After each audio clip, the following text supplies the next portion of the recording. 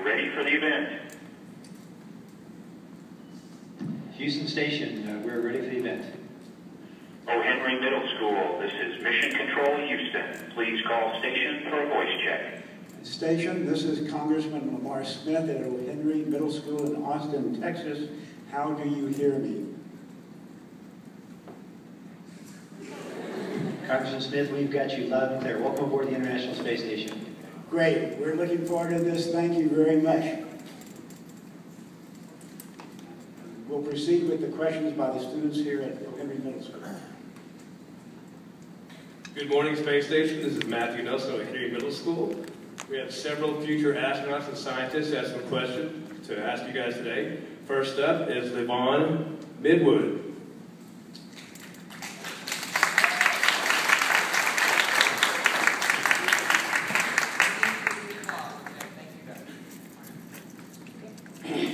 My name is Levon, and my question is for Dan.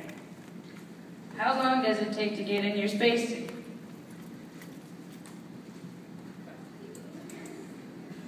Well, that depends on the spacesuit you're talking about. If you're talking about the ones that we typically wear when we launch and enter on a Soyuz capsule, which are very similar to the ones we wore on the space shuttle, it probably takes about 20 or 30 minutes to actually put it on. And then we spend some time actually checking it out to make sure that it's leak tight and the communications system in the suit works.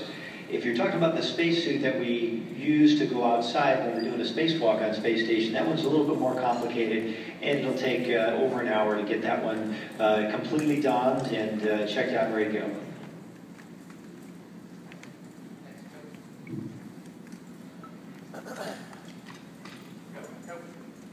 My name is Ireland, and my question is for Dawn. How much room do you have to move around in the space station?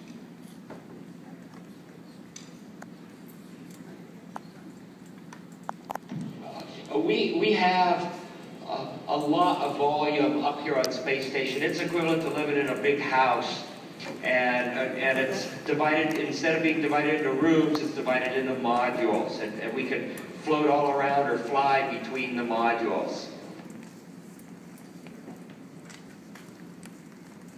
My name is Jack, and my question is for Andre. How do you go to the bathroom in space?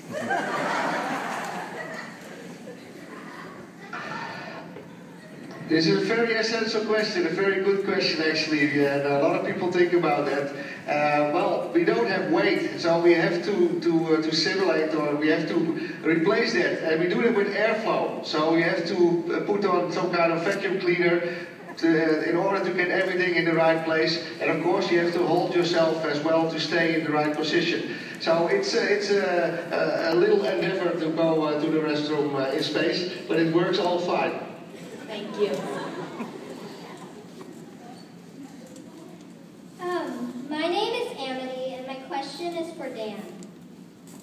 What process do you go through, and what certifications do you need to be qualified as an astronaut?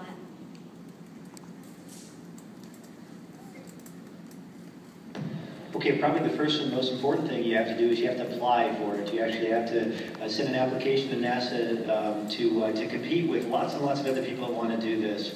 At the very beginning of the space program, almost everybody that flew were test pilots, military test pilots. Nowadays, they represent actually a minority of all the people that actually fly. So we've got scientists, engineers, we've got physicians like Andre here.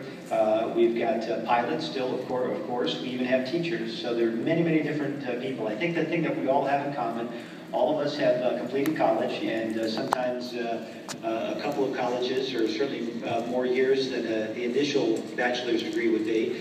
But everybody that gets picked to be an astronaut typically did very well at the things that they did before. So they were, whether they were pilots or engineers, they were very good at that. And the key to being good at those things is to choose wisely, to find something that you love to do, so that working hard at it and becoming good at it is not like work, it's more like play. Thank you. My name is Nick, and my question is for Dawn. What is your favorite activity to do in space?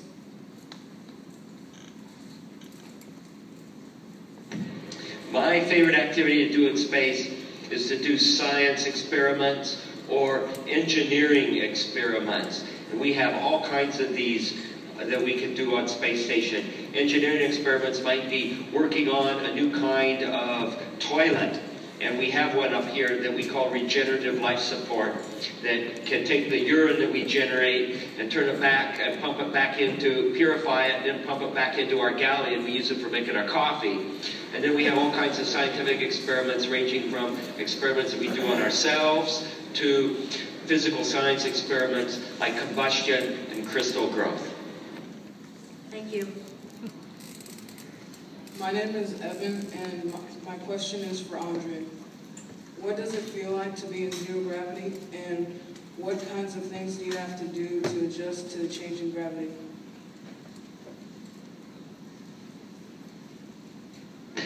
Yeah, microgravity, weightlessness is a fantastic feeling, and it's a bit like being underwater. You can imagine if you're in a pool and you're floating underwater, you don't touch anything, so it's a bit comparable with that if you want to experience it a bit. Of course you have to adjust to that, because underwater you can swim. Well, that's something you don't want to do in the space station, because you might kick off all kind of sensitive equipment off the walls. So you have to learn how to move around when you're weightless, and of course that takes some time. So it's a fantastic feeling, but you have to learn how to do it properly. Thank you. My name is Avery, and my question is for Dan. When you look out of the International Space Station, what do you see?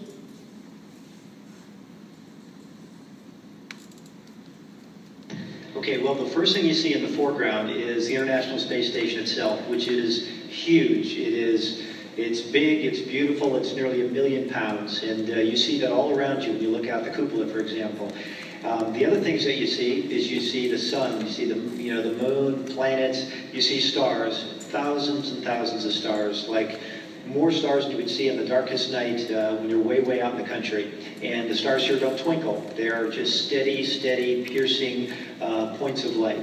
And but the thing that's most notable is you see our planet Earth from space, and it is spectacular. Whether you're looking at the solid part of Earth, the continents, mountains, islands, the liquid, the oceans and so forth, or seeing evidence of the gas, and that is the clouds and the Earth's atmosphere at sunrise and sunset, or the interaction of charged particles from the sun as they create spectacular auroras. Those are things you never get tired of, and it is one of the neatest things about being in space. Thank you. My name is Ian. My question is for Don. What kind of data are you collecting while you're up there, and where do you get the experiments and samples from? Okay, data can come in all forms. It can come from just picking up your pencil and writing something in your kneeboard, which I have right here, or it can come from data that is collected on a computer, and this again can be data that you type in on a keyboard.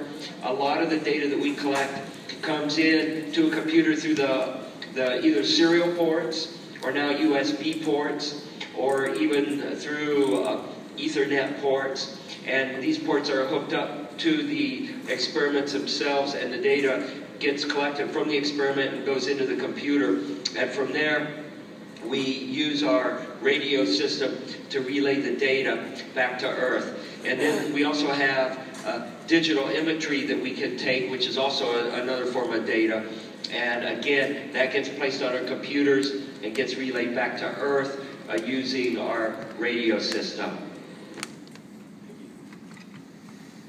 My name is Matthew, and my question is for Andre.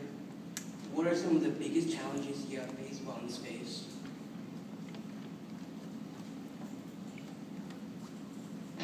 Well, one of the biggest challenges is not to lose items, because we're really working here in a three-dimensional environment. We use everything, the ceiling, the walls, the floors, and behind the panels, so there's a lot of places where you can put something and you don't know where it is anymore. And if something is not attached with Velcro or with a bungee or with tape, and it floats off, it can go everywhere. Normally things fall down, you know more or less where it should be, but in space you would just lose things very easily. So this is one of the things that you really pay attention to in the beginning, and actually during the whole mission, always stick it to something, because otherwise it's gone. That is one of the biggest challenges.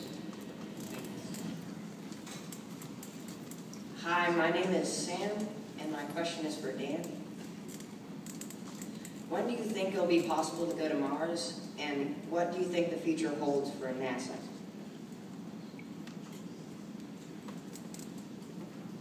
I think for people like us that fly in space and have dreamed about it all our lives, we almost could not go to Mars soon enough for us. The fact is, it's an awful, awful long ways away, and in order to be sure that we keep people safe, we have a lot more work to do to be able to do that. So it'll be decades, but it'll be, by the time that you grow up, by the time that you kids are certainly our age, I believe that we will have been there, and we'll be there on a hopefully semi-permanent basis. And I hope we'll also be on the moon and on asteroids. Outer space is an incredibly expansive, wonderful place, and I think it's humanity's destination, or destiny, to do that kind of exploration. And we need a lot of smart and energetic folks like you to help pave the way and provide the rocket fuel for that kind of exploration. Thank you. My name is Joe, and my question is for Don. Can you send a text message in space, and if so, is your cell phone service any good?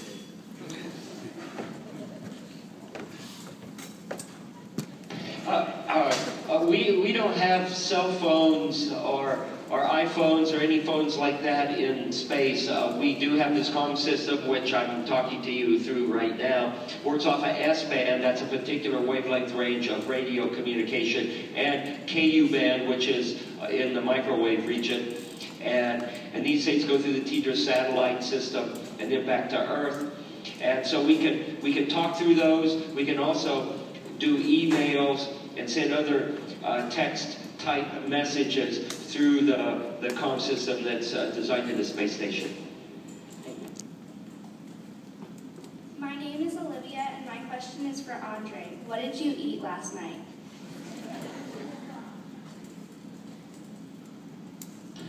Oh, that's a good question. Even on Earth, I don't remember probably what I ate last night. Well, actually, what I ate, I know. There was mixed vegetables, sweet potatoes. That's one of my favorites. And I think I had some beef and mushrooms, but I'm not sure about that course anymore. So here there's a lot of different choices. We can choose from a lot of different foods, both on the US side and on the Russian side. And we even have our bonus food. And in my case, it means that I also have some Dutch products on board. So we have a lot of choice.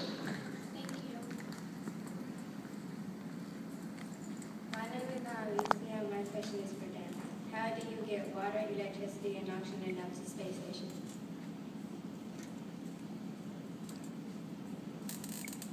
Okay, that's really important. The water and the oxygen, at least initially, we bring it up via cargo vehicles. And when the shuttle was coming to space station, the shuttle would ship a lot of water that it generated as a byproduct of making electricity, and it would give it to space station.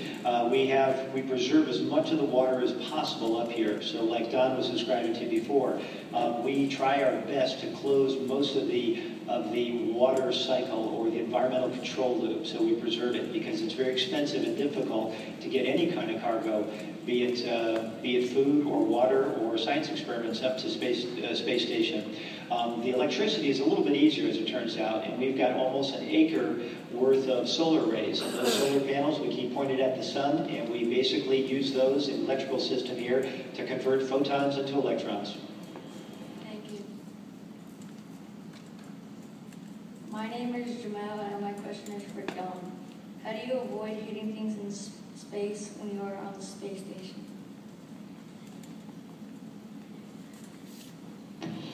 Well, there's two levels to that question. One is when we're flying around inside a space station, you have to avoid hitting things, because if you do hit something, it's probably with your head.